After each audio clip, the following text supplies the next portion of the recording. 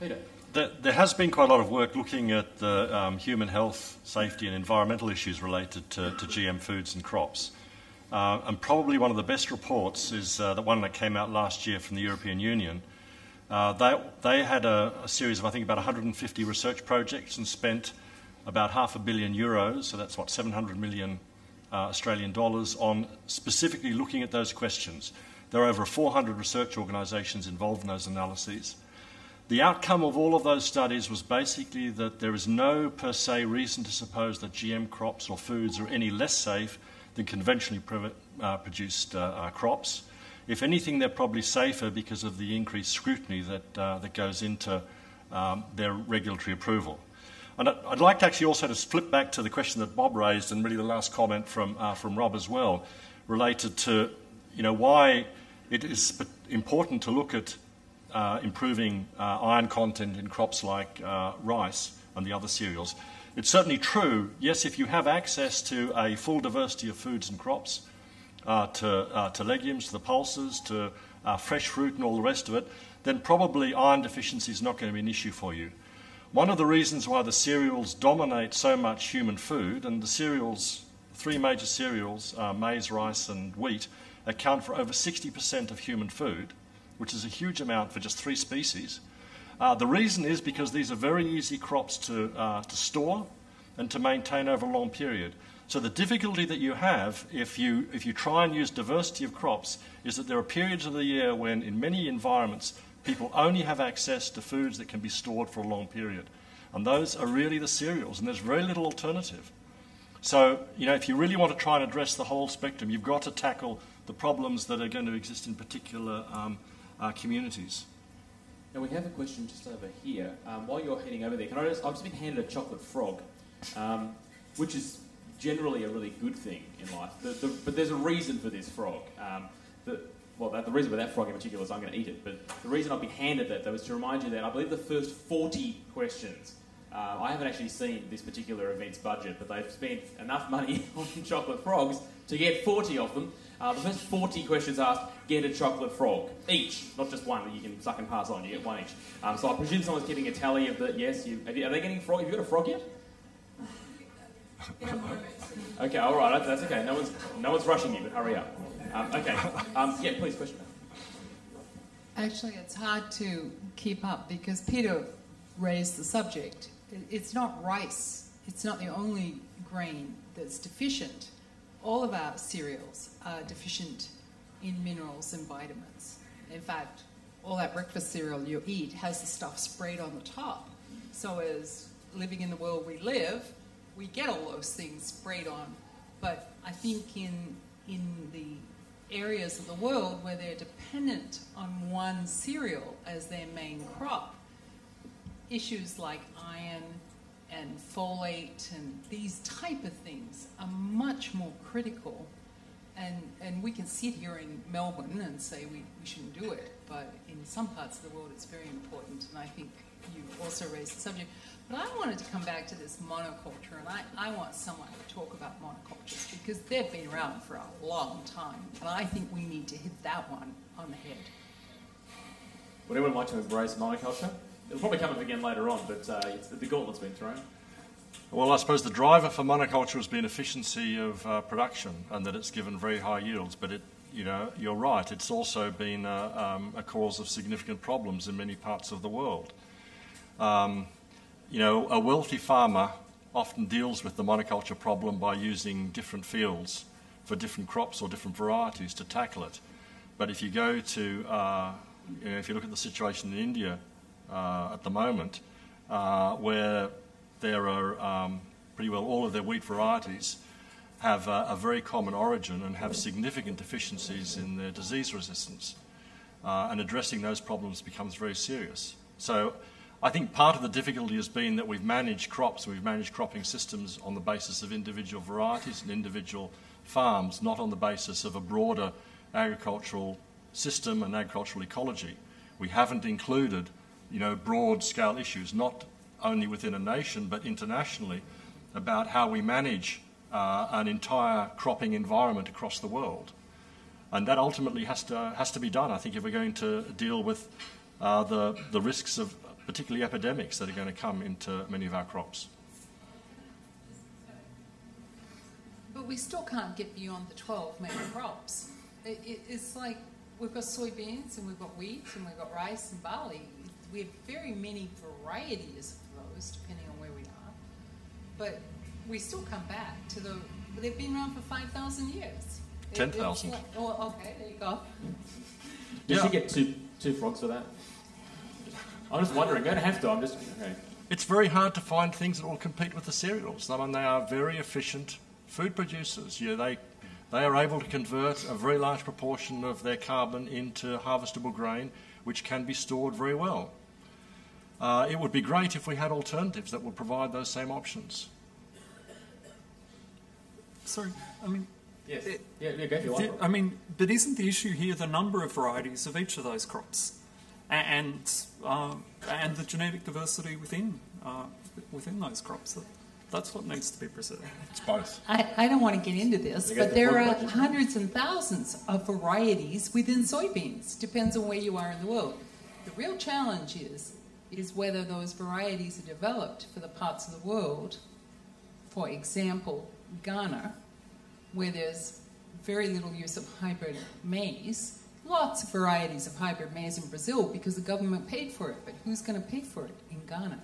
So there are many, and you can put GM into every one of those varieties. So it's really not a GM discussion.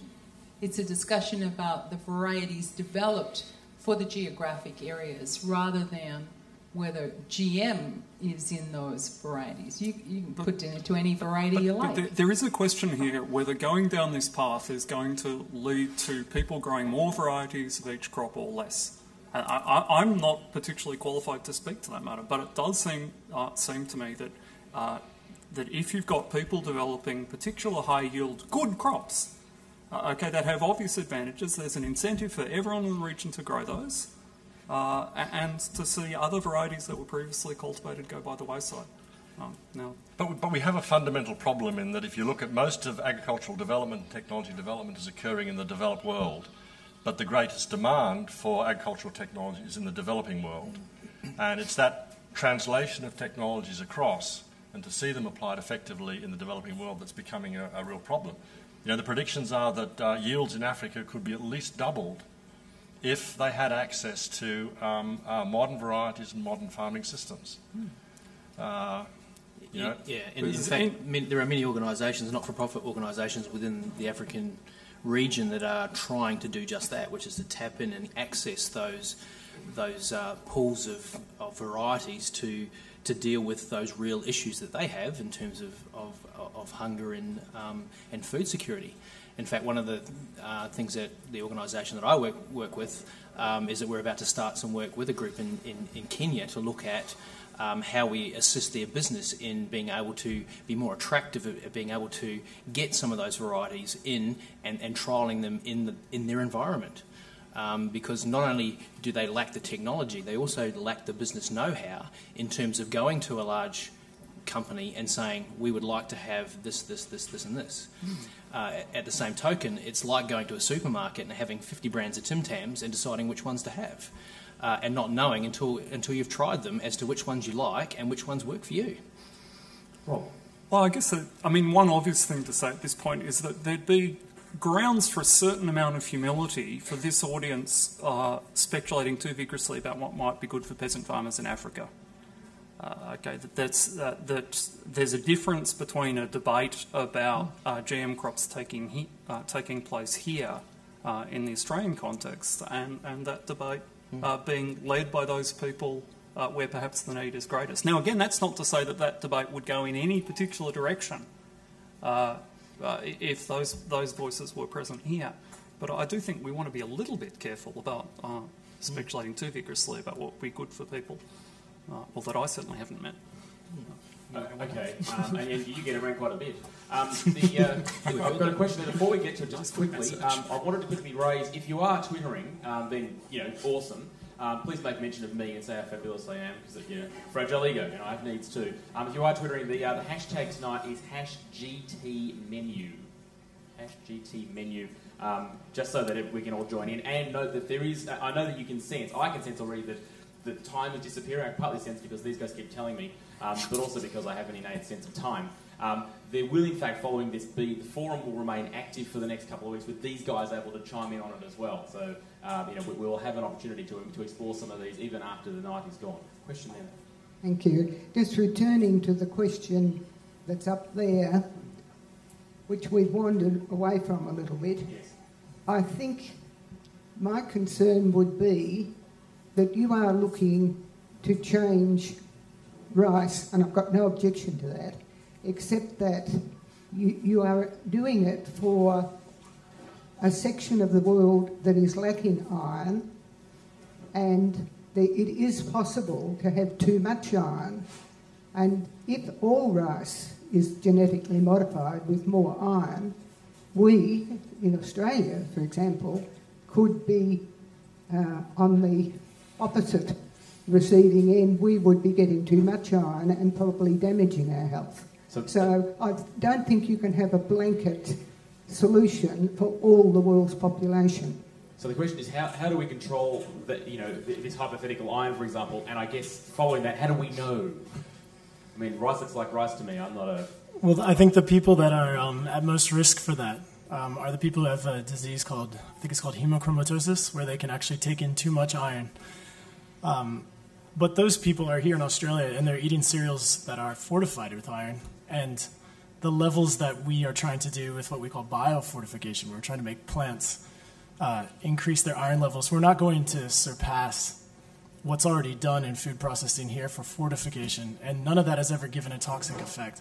This is only iron that I'm talking about, but so there should be no risk beyond what's already done with normal food processing. But I think that's where we have to consider what our food regulations look at when we're dealing with what comes into the food chain in Australia. And for such research, if we come back to the example, the question would be, would this rice be made available in Australia? You haven't got an answer to that? Disappointed. Okay. Look, we'll have to move to our next question in order to keep ourselves ticking along. But I was right about where we were going to drift to, and I'm happy about that. It's awesome. Okay, this is a scenario, if you will, or a question, if you want to be accurate, which asks, how acceptable is the use of GM technology, broadly, to generate crops that benefit the environment? So again, we're focusing on a particular aspect of the crops, or a particular aspect of the technology. Peter, might I ask you to give us your thoughts on that? Oh, you would go to me first. Oh, okay. Well, I think chickens. Well, yeah. I should say I warn people not to be rude about my chickens. It was actually very firm about it. I'm very fond of the chickens. They're very intelligent chickens. Be that as it may, back to this topic.